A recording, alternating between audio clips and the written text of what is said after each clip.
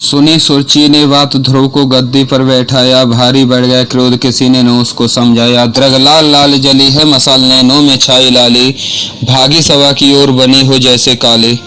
नमस्कार दोस्तों, मैं हूं राइटर अमित यादव। अगर आपको यह मेरा वीडियो अच्छा लगे तो आप इसको लाइक, शेयर और मेरे चैनल को सब्सक्राइब जरूर कीजिए। धन्यवाद।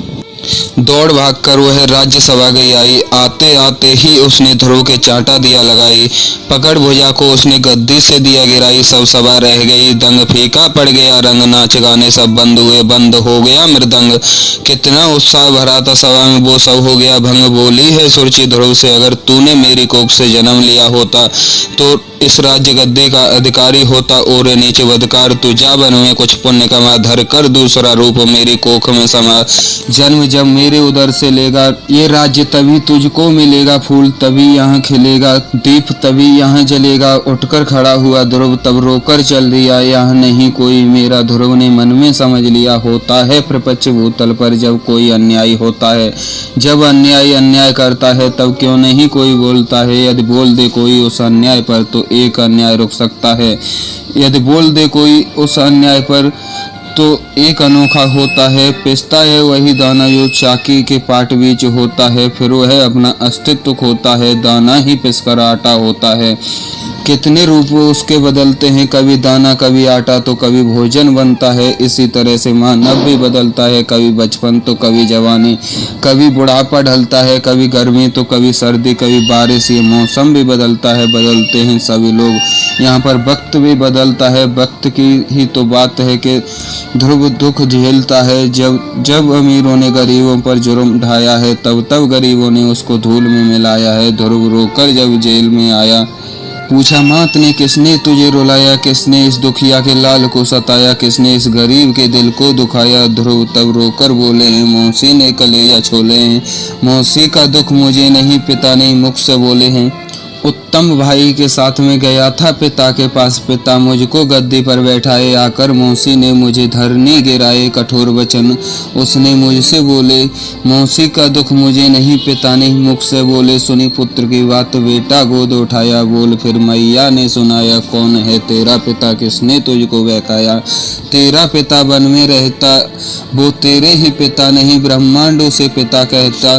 बेटा जब गुजर जाए बचपन तेरी, तू करिए वन की फेरी। वन में जाकर पिता का भजन करना, भजन करके अपने पिता के दर्शन करना। ध्रुव झट से खड़ा हुआ, बोला माँ अब मैं बहुत बड़ा हुआ, आज ही वन को जाऊंगा, पिता के दर्शन पाऊंगा।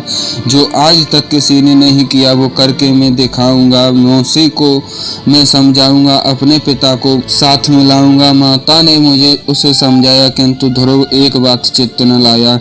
सो गए रात के अंधेरे में, ध्रुव को नींद न आई। दिन की बातों के फेरे में ध्रुव उठकर चल दिया। माँ छोड़ी अकेली, किंतु वहाँ रात में ही किस्मत ने खेल खेली। सब कर्म करने को ध्रुव जब तैयार हुआ, माथे को चूम माँ के चरणों को छुआ, निकल के अयोध्या से वह वन को गया। रात गई बीत, सुबह जब हुआ ध्रुव गए वन को।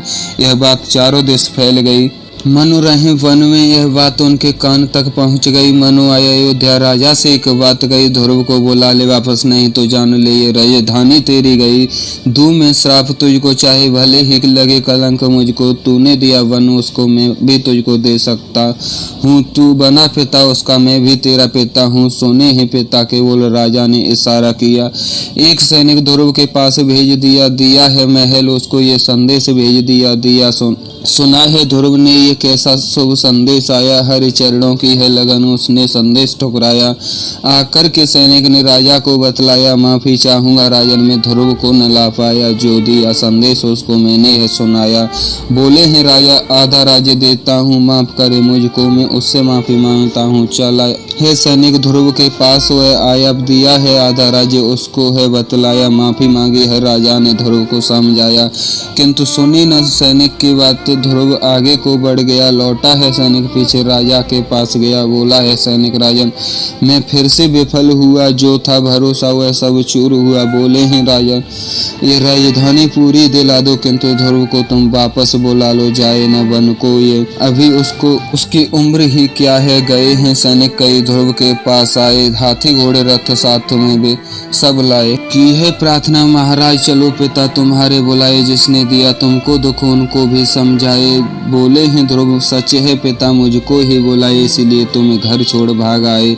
नहीं चाहिए ऐसी राजधानी मुझको, जहाँ पीते हो विष अपराध का, जहाँ दिया न जाता हो दंड किसी अपराधी को। पिता मुझको बुलाए, मैं पिता के पास जाए, जाकर के कह दो अपने महाराजा को। लौटे हैं असहाय सैनिक पीछे चले गए, ध्रुव कुछ आगे बढ़े, नारद जी आ गए। बोले हैं नारद, बेटा कहाँ की है तैयारी। बोले हैं ध्रुव, हरि से है लालसा हमारी, जाकर के वन में हरि का भजन करूं, पा कर के दर्शन उनके चरणों में शीश धरूं। बोले हैं नारद, गुरु किसको बनाए हो, गुरु मंत्र किससे कौन सा पाए हो। बोले हैं ध्रुव, गुरु कोई नहीं हमारा है। नारद तब कहने लगे, गुरु के बिना कोई नहीं सहारा है, गुरु के बिना प्रभु दर्शन नहीं पाओगे, गुरु मंत्र के बिना भजन कैसे कर पाओगे। ध्रुव कही बात तब ये मन की, कैसे पाऊं दर्शन में हरि की। साधु तुम भी तो दिखते हो, मेरी ये इच्छा है क्या, गुरु तुम मेरे बनते हो। दे दो गुरु मंत्र जिससे उद्धार हो मेरा, मुझे नहीं कुछ मालूम, मैं बालक ही तो ठहरा। तब बने हैं नारद गुरु, गुरु मंत्र भी बता दिया, कैसे मिले प्रभु ये ध्रुव को समझा दिया। बोले हैं ध्रुव, बिना दीक्षा ये शिक्षा कैसे पूरी होगी। नारद तब बोल रहे, कर ले दर्शन प्रभु के तो मेरी दीक्षा पूरी होगी, यदि फिर भी करे मन तो ये शिक्षा जग में फैला देना होगी। दीक्षा पूरी मेरी ये दीक्षा तेरी होगी। हुए अंतर ध्यान नारद, ध्रुव आगे चले, दे गए नारद आशीष, तू जग में फूले फले न आए कोई बेधन। भजन में ये कहते चले, चाहे कितनी भी आए मुसीबत तू अपने मार्ग से न हिले। नमस्कार दोस्तों, मैं हूँ राइटर अमित यादव। अगर आपको यह मेरा वीडियो अच्छा लगे तो मेरे चैनल को सब्सक्राइब करें और मेरे वीडियो को आगे शेयर और मेरे वीडियो को लाइक ज़रूर करें। धन्यवाद। मुझे कमेंट करके ज़रूर बताएं। धन्यवाद।